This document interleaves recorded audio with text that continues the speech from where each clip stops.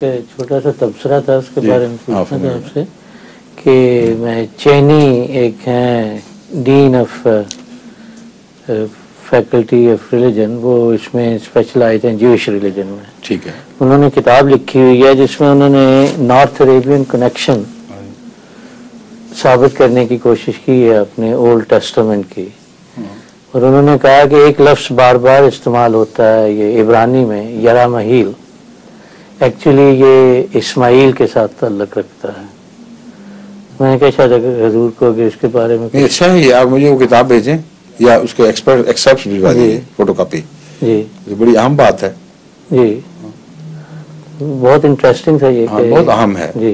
ये हमारे research group में एक इजाफा हो जाएगा एक मौजू का।